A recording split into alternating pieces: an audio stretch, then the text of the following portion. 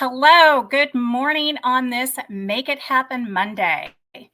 I am so excited to be here this week. Last week, I interviewed Dr. Debbie Phillips to tell you all about our upcoming Live to Lead event in Atlanta, Georgia on November 15th at Modex Studio. You heard about being the CEO of You from Dr. Debbie. And today I am super excited to have my friend and international speaker extraordinaire join me, Melissa D. White. So before I interview Melissa, let me tell you Melissa is a TEDx and international speaker and humanitarian. She is a 1,000 people, yes, 700,000 in one sitting.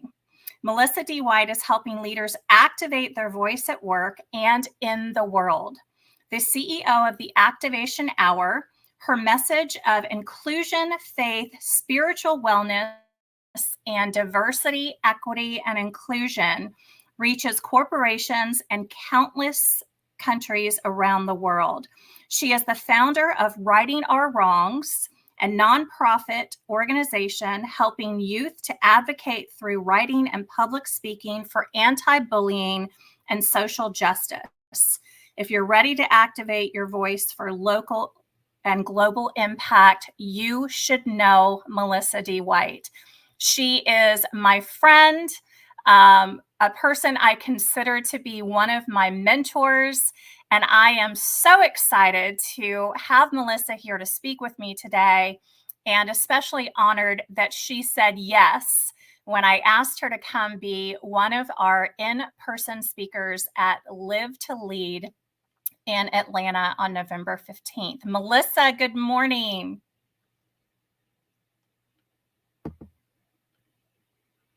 Hello, Stephanie. Wow, wow, wow. I'm so honored. I'm backstage like, is she talking about me? Like I feel the same about you. So I'm so honored. And can I just say I'm so proud of you for creating this space and following your dreams and presenting Live to Lead to the world. Well, Melissa, thank you so much. I mean, major girl crush. We met in Puerto Rico at brainstorming 11 years ago, a little over a decade ago. And you're one of those people who I met, and instantly I was like, this person is incredible. I need to know her. And here we are 11 years later. So we've come full circle since that day in Puerto Rico. But, I am excited to bring Live to Lead to the world. As you know, when I started my entrepreneurial journey to help people develop themselves and others, I aligned myself with Maxwell Leadership and John C. Maxwell. I followed him for years and read some of his books, and now I am proud to call him my mentor and my friend. And this Live to Lead event, as you know, is the brainchild of John C. Maxwell, and this is the 11th year that Live to Lead has been broadcasting John's message and other global thought leaders in over 300 locations worldwide. And I am so excited that our location, Modex Studio in Atlanta, Georgia, is one of those locations this year. So thank you for joining me on my inaugural journey to bring Live to Lead to the world and to make an impact, and really to reinforce our theme for the entire conference, which is bringing people together in a world that divides. So when I thought of that theme, which is based off of John's most recent book, High Road Leadership, you immediately were one of the people that came to mind with all of the incredible things that you were doing and have been doing to make a positive impact in the world, and to do exactly that, bring people together in a world that divides. That exemplifies you, my friend. So with that, I've got some questions for you. And so my first one is, can you tell us about your session topic at Live to Lead, and more about your area of influence as a leader. Well, my session topic, it's a working topic because it's not just a speech. It is literally a springboard from the life I live. And it's about leadership outside of the four walls or beyond the four walls, whatever that means for you. What does it look like to lead, not only in the four walls of the C suite? What does it look like to lead not only in the four walls of your office with your team? It transcends beyond what our workday looks like to what our community looks like, and it is truly a echo or a sentiment to a life that's called to lead. Leadership is not the badge we put on when we walk into the workplace. It's not the title or placard on our door. It is the lifestyle we're called to live. And I want to talk about that, how we walk out a life of leadership beyond four walls. Mm, I love that. And I cannot wait to hear you pour into us and all the Yeah. leaders or aspiring leaders that will be in the room.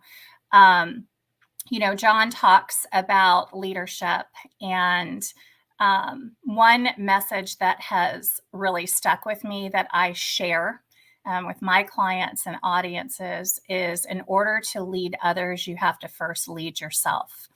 And so I love your message and what we're bringing to the group that day, because we will have people in the room who are extremely accomplished leaders that run companies and areas of the country, or run teams globally, and they are absolutely leaders and have great experience. But as leaders, the onus is upon us to continue to develop and grow and lead ourselves, because we are the hardest people that we will ever lead, is ourselves, the person in the mirror, right? And we have to continually sharpen the saw so that we can show up and be leaders who are developing leaders. So I cannot wait to hear your session. It's going to be so powerful. So my Absolutely. next question for you is, why was it important for you to participate in this event? So when I called you and said, Melissa, will you come? Will you be there? Will you participate with me? Why did you say yes, and why was it important to you? It was important for me to say yes. One, because I love, respect, and value you, and I've watched your journey in entrepreneurship. I've watched you accept your call to leadership at another level, which is simply what it was. I know that you are an industry thought leader for years. I've admired your work, but to see you challenge yourself to live, like I said, beyond the four walls, beyond what you are known for, and carve out a space of purpose. And I knew, I said, whatever she's doing, I told you that from day one. I said, whatever you're doing, I want to be a part of it because I believe in you. I believe in what you stand for. And so my yes was a very easy one. And it also was the timing. Honestly, it was timing, Stephanie. It was the timing of what you just said, like self leadership. I can truly say transparently, this has been a year that I call, this is the year I had to coach myself. I've Mm, had to literally go back to kind of take a step back from being in the weeds with my own clients and to essentially eat my own words as a leader.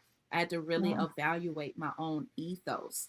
And that is not an easy thing to do. And it's definitely not easy to be honest and transparent about it. But I said, what better opportunity to turn the camera on myself, to turn the lens on the self work, to go higher and really um, live by example. Like, we can write the books, we can create the courses, we can show up on the stages, but every leader has a moment where they have to eat from their own table and really authenticate what we say we believe, where we have to really say, hey, am I living out all of the principles that I teach other people? So for me, I've already been in a place of deep self-examination. I said, I think I'm ready now.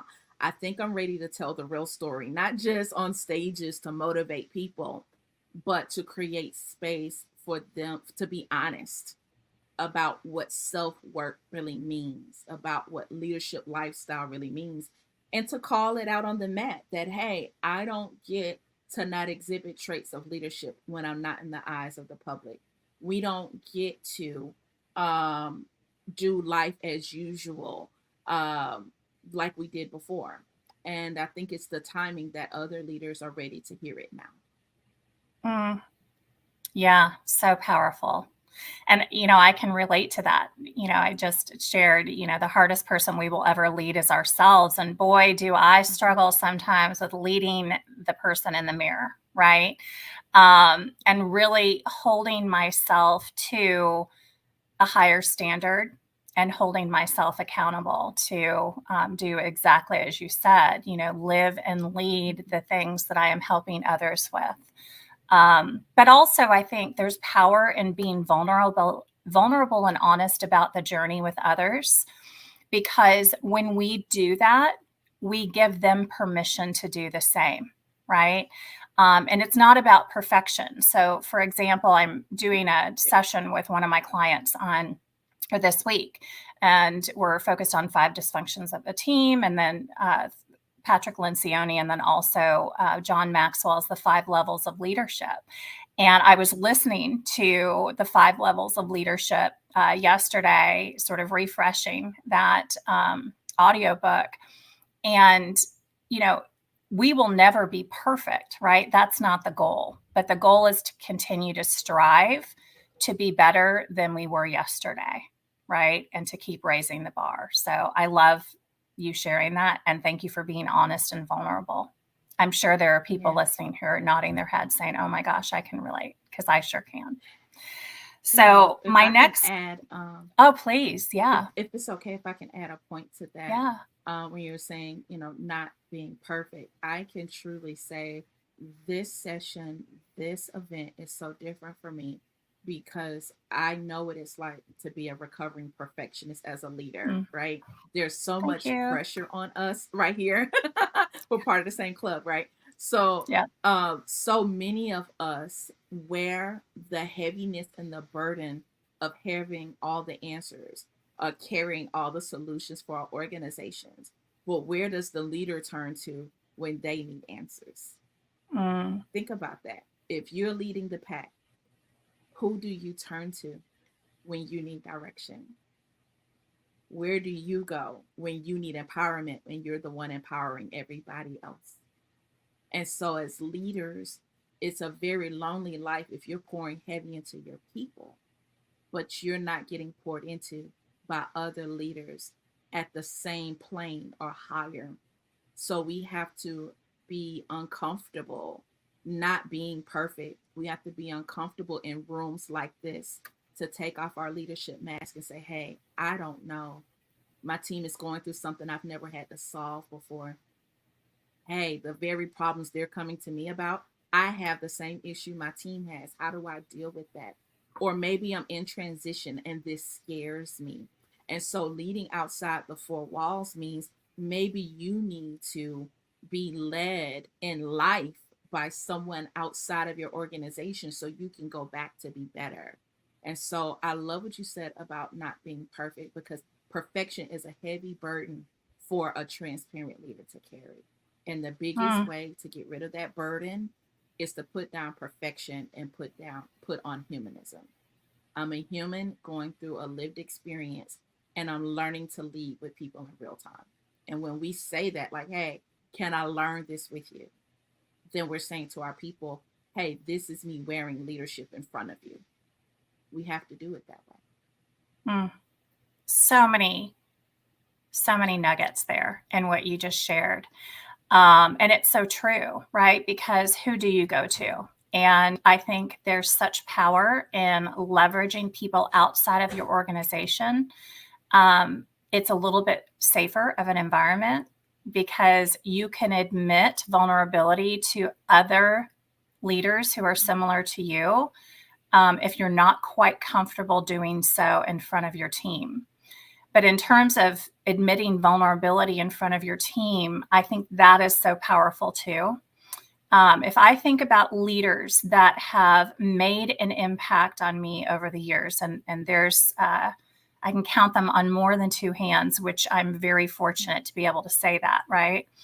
But I was Yes. speaking at a keynote last week and talking. One of the things I said is people don't care how much you know until they know how much you care. And one of the key points was compassion, vulnerability, and relatability. And I shared a story about a leader that I worked for in a huge organization who was very high, towards the top of the organization, had a lot of weight on their shoulders. From the outside lens, probably a lot of people thought this person can't do any wrong. They're incredible. But this leader got up at a national conference, and it was right before COVID hit. And we had gone through a lot of transition. And this leader talked about how challenging that experience had been and their own personal journey with anxiety and stress about the whole thing in front of 600 plus leaders. And that was so powerful because when this leader did that admitting that vulnerability and what some people might perceive to be weakness, but I love what you said, I prefer to perceive it as humanness. When this leader did that, it strengthened the alliance and loyalty that others had to them. And it also gave them permission to not be perfect and gave them permission to address things that some people might try to either sweep under the rug or hide as skeletons in their closet. It was so powerful. So thank you for sharing that. I cannot wait for this day. So my next question for you is, tell us a core leadership principle for you. Accountability. Can you expand It's on that? definitely accountability. Oh yeah. I think there's levels to accountability. There's accountability. Every leader has to be accountable to someone. Whether it's I'm accountable to my belief systems, I'm accountable to another leader or a mentor outside of myself. And we can't forget that we're accountable to our people too. That I equally have to answer to them as a leader. My clients, my customers, my team, stakeholders, that we have to have implicitly expressed a relationship, an agreement of, I call it an agreement of accountability. And I'm constantly checking myself about, hey, have I allowed my team to come back and call me out on my stuff? Which means that an agreement of accountability means that I agree that offense is a choice. I have to live an unoffended life that's full of accountability to lead effectively. I can't be offended if I make a misstep and someone comes to correct me in love because they want the best out of me.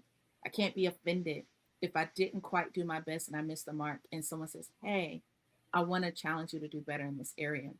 We have to be so careful not to let pride and ego rob us of the accountability and deeper relationships to be better and let people encourage us to be better. And so accountability has had to become a tenet of leadership and how I live my life overall. It didn't feel good. As a matter of fact, accountability cuts away the parts of you that are keeping you from leading effectively. And cutting never feels good, but it's for the greater good of your team. And so if I'm willing to circumcise that part of my heart that's like, well, I can't let them see that, well, then maybe the thing I don't want people to see is limiting the level that I could be leading. And so accountability, absolutely. It's a process. Like I said, I've just chosen, and people are afraid, leaders sometimes are afraid of accountability because they're like, well, is my team going to judge me? Are my peers going to judge me? And I love what you said a moment ago about like owning that piece of your story and just like how that leader, that was the most powerful thing they could have done, because it's like, hey, Yep. I won't walk in guilt or shame or condemnation. I'm going to be honest and take this as an opportunity. And now you've taken ownership of your story, and no one can ever use that over you. And that accountability gives you that power back. Like, I'm going to own my story, own the narrative that, hey, this is where I am. This is where I'm going. This is where I'm asking you to go with me. But you have to definitely have accountability as a leader. Yeah. I think it ties back to our conversation about being recovering perfectionists, right? Because, when people are giving you feedback, which sometimes can sting, it stings more when you're still living in the perfectionism zone. But if you are letting go of pride of ownership and focusing on process and performance improvement, then you can be more open and curious to their feedback, knowing that it is ultimately to help you, to help them, to help the process, to help performance, right? Now, we're not going to go into how people give feedback. That's a whole nother session, right? There is an Right. art to how people give feedback, and Yeah. based on how it's delivered, it's a little bit easier to receive. But as leaders, if we have a mind that remains curious, as in, tell me more, before having a snap judgment, particularly when someone's giving us feedback that either seems out of left field or is completely contrary to what we thought, or maybe they're the only one who's brave enough to express the unpopular opinion. If we can remain curious, we can find the seed in that can help us grow, right? So love that accountability. Okay. So my next question for you is, what impact do you hope to see from this event, both for yourself and the people who attend?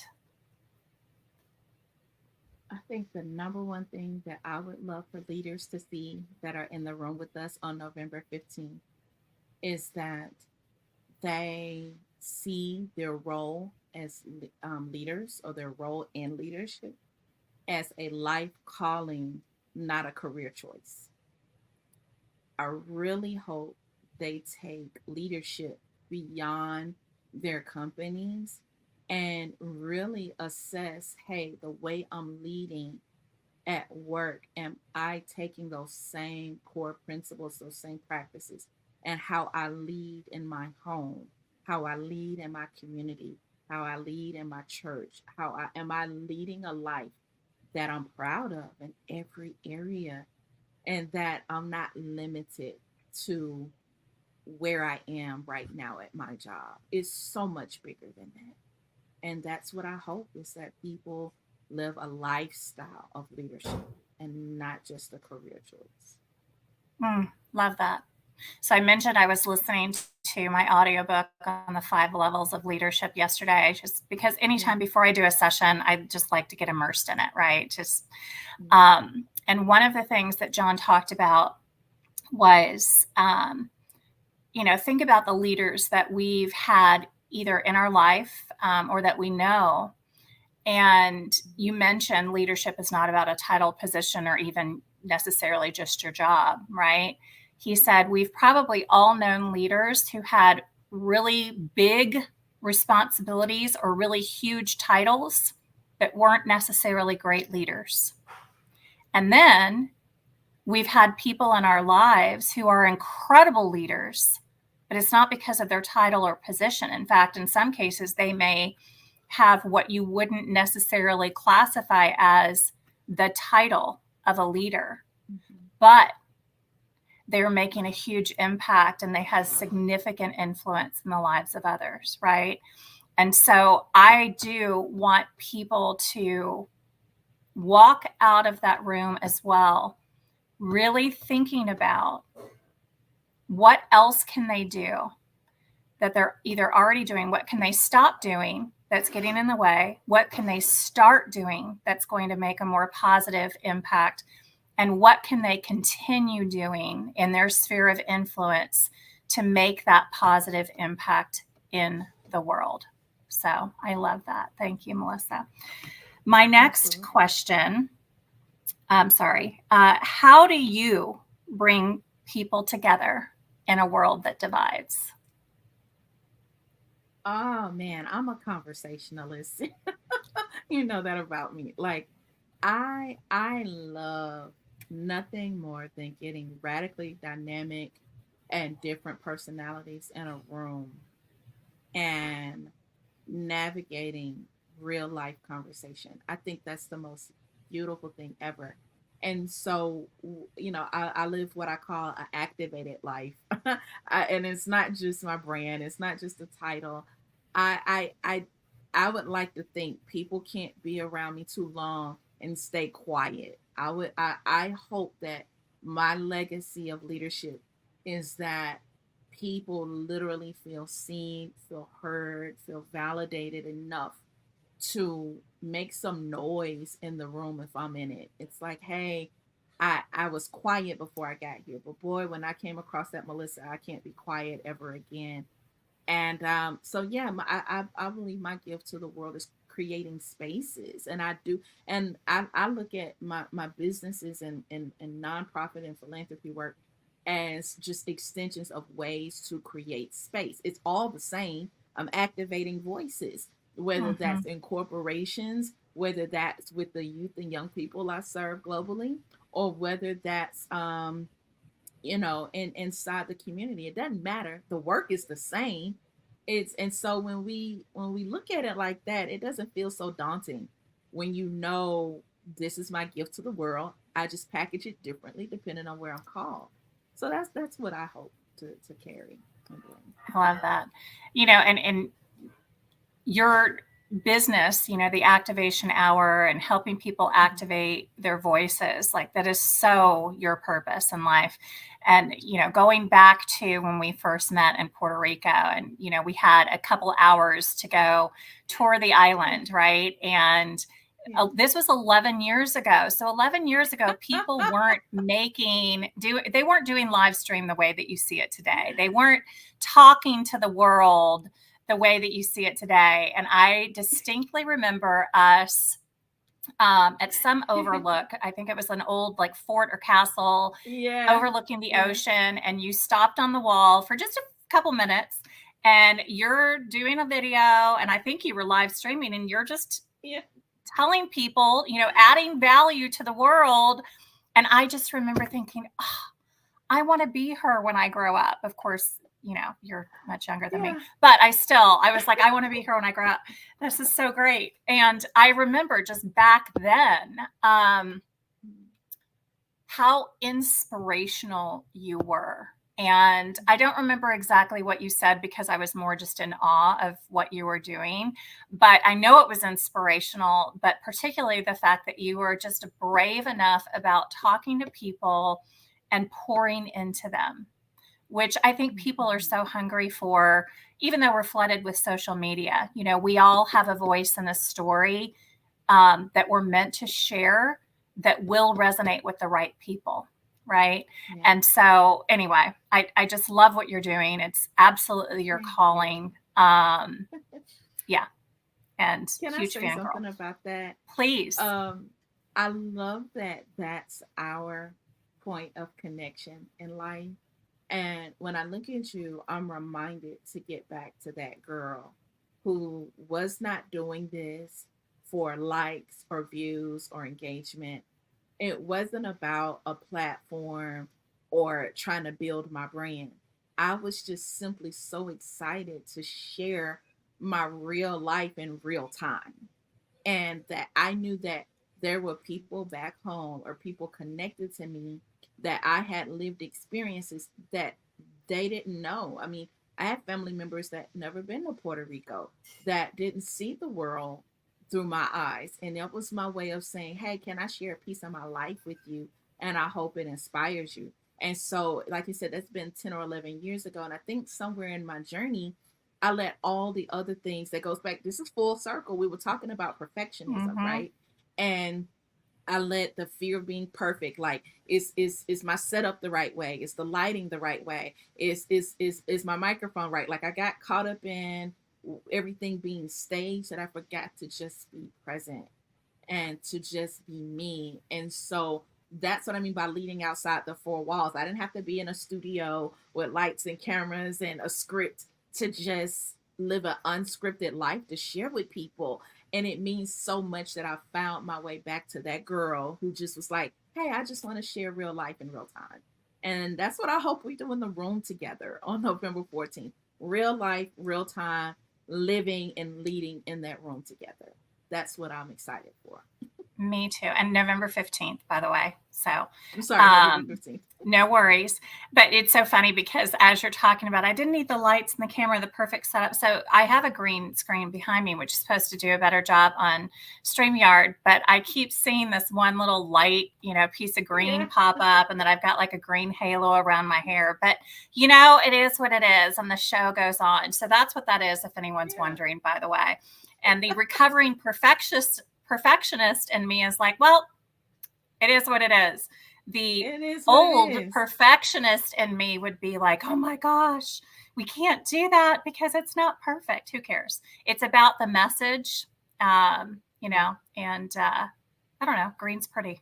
Anyway, okay. So, what I'd like to do for a moment, Melissa, is Yeah. you created a really powerful video for our Live to Lead landing page, where people can, go learn more about the event and the global rebroadcast speakers that will be participating in addition to Melissa and our other in-person speakers. We're about to show you a video that you can also find on that site, but let's give everybody just a couple minutes to hear about the event from you, Melissa, because it's such a powerful message. So let's play All that. right. Thank you. Know that you're ready. Oh, yes, you're ready. You're locked and loaded, ready to activate your voice and be seen and heard at work and in the world. You're ready to go beyond the four walls of your company and get into rooms and spaces where your influence is not just in the office, but it's in the communities, in the schools, and in the places that you're ready to serve. Like you, I spent decades in leadership, seeing areas of influence that I can only imagine. But there's that spark that happens in life when you know you're called to go for more. You could be average or you can be legendary. But legendary leadership requires you to step into the unknown. Are you ready to step into the unknown, the part of your calling that's not just at your job, but the part that you rise to the occasion to lead in your community, to lead in your friend circles, to lead in every area of life? Because leadership is not a title. Leadership are the words that you walk out in everyday life. Yeah, it's time for you to be legendary and have your own language of leadership, your own audible legacy that you leave in the earth, where the next generation will be quoting you as the leader that left a blueprint for them. Are you really ready to be seen and heard and have a sound that resonates around the world and calls the people that are assigned to you? I think you're ready, not just to live, but live a life where you lead. I'll see you in the room. So good. So good. So I'd love to play in a moment just our reel about Live to Lead. But before I do, um, closing thoughts and words that you'd love to share with those who are either with us live or who will be listening to this later today or this week. So my closing thoughts are that if you're listening to this, this is your invitation to live a life that's full, that's whole and complete, a life when you're called to lead in every area. You're listening to this and you're in transition right now. If you have questions, unknown things, if you feel like, man, I need somewhere to be safe, to be vulnerable, to lead differently, and to get more confidence for leadership, then I want to personally invite you to be in the room with these dynamic world leaders. These aren't just people that you're watching on a screen, but get in the room where we can see one another. We can laugh together, cry together, grow together, and lead together. So, this is just my encouragement to hold you accountable to come into the room and the spaces to get what you need to live a life of leadership. Beautiful.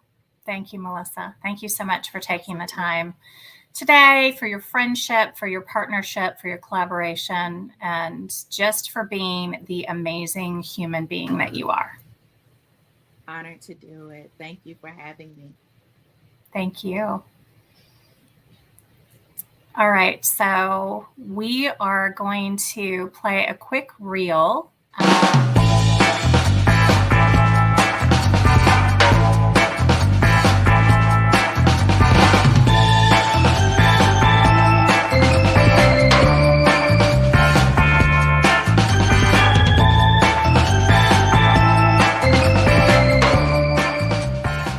John C. Maxwell is a #1 New York Times bestselling author and Horatio Alger Award winner.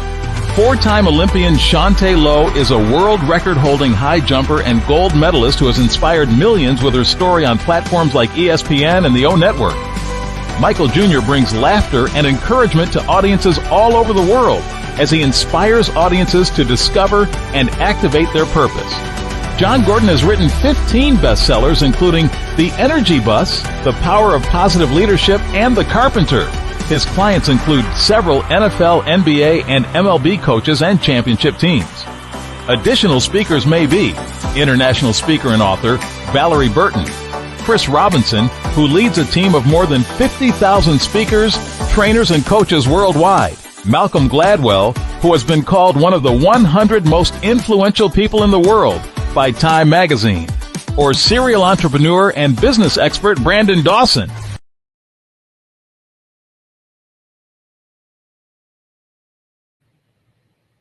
All right, so we want to see you in the room November 15th, 8:45 a.m. to 4 p.m. in Atlanta, Georgia at Modex Studio, which is an incredible venue. So as you heard, we will have global rebroadcast speakers. I am your Live to Lead host, so I will be bringing you John Maxwell, John Gordon, Michael Jr., and Shantae Lowe. The other global speakers, I have a special offer for you for a mastermind that will happen after the event with the other 4 speakers that you heard. Tickets are available, early bird pricing. You get all of these incredible speakers, 8 total, plus myself as your host. So 9 incredible thought leaders, a full day of networking with like-minded leaders, all for just $259, which is a steal. You guys, that is our early bird pricing. So definitely take advantage of that. That special price will run through the end of this month, the end of September. And then prices will increase October 1st. So get your early bird tickets now. For sponsors, we do have some sponsorship spots available. I would love to talk to you if you're interested in partnering with us on this event. Reach out to me. And I'm happy to provide more information. Our website link has been listed here in the video recording. And thank you for joining us today, Melissa. You're incredible. Thanks again for all you do to make an impact in the world. And we will see you all in the room. Make it happen Monday. Thanks, guys. Bye-bye.